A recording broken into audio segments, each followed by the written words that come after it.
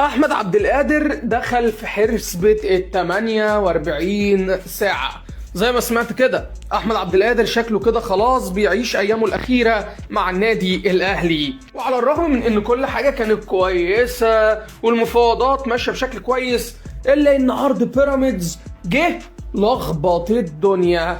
احمد عبد القادر معروض عليه $1.5 مليون في الموسم مع بيراميدز، يعني تقريبا كده ما يوازي 75 مليون جنيه في الموسم الواحد. طب ليه احمد عبد القادر اصر انه يراجع مفاوضاته مرة تانية مع الاهلي؟ يلا بينا نعرف.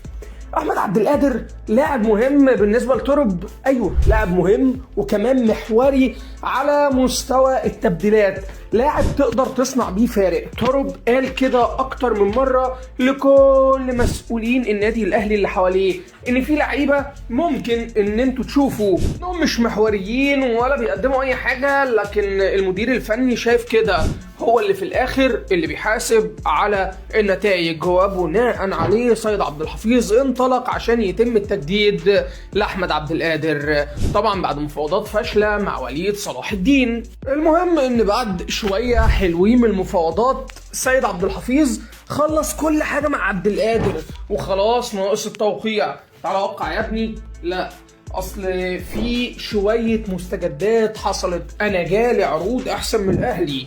ايه ده؟ هو لعب عيال بقى؟ لا مش لعب عيال، بس كل واحد بيبص لمصلحته. ما انتوا لما كانت مصلحتكم قبل كده ان انتوا تعروني سمعتوا كلام كولر، انا ليه برضو ما بصش على مصلحتي؟ احمد عبد القادر حكم بقى العقل وقتها وشاف ان العروض اللي متقدمه له وعلى راسها عرض نادي بيراميدز عروض لا يمكن تفويتها. انا بكلمك 75 مليون جنيه في الموسم لمدة 3 مواسم، يعني تقريبا ضعف عرض النادي الاهلي اللي واقف عند 30 مليون جنيه.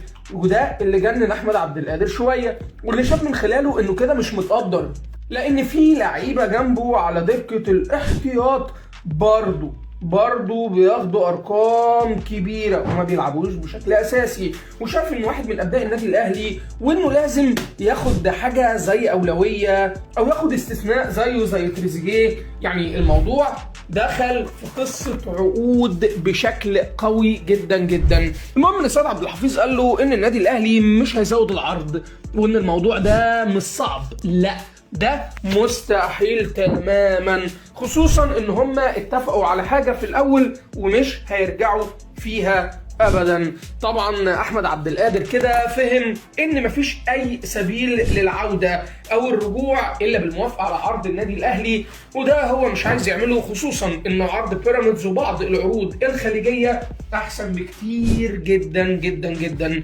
الموضوع لسه مرحلة الدراسة، واحمد عبد القادر ووكيله مستنيين لحد اخر لحظة عشان يحسموا قرارهم. انت شايف ان قرار احمد عبد القادر هيبقى عامل ايه؟ هل هيبقى متجه للفلوس ولا للنادي الاهلي بعد ما شاف تجارب غيره؟ قول لنا رايك في التعليقات.